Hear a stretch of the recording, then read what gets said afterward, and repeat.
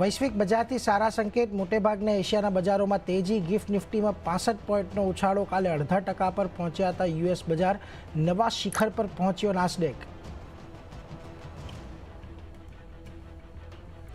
Red સીમાં વધતા હુમલાઓ વચ્ચે ક્રૂડમાં 2%નો ઉછાળો. ભાવ $81 નજીક પહોંચ્યા. ત્યાં જ ફેડ તરફથી દર ઘટવાની આશાએ સોનામાં જોશ યથાવત. ભાવ $2100 નજીક.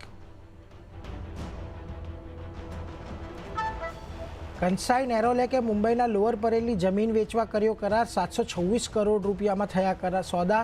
રિયલ એસ્ટેટ કંપની રૂનવાલ ડેવલપર્સ ખરીદશે જમીન.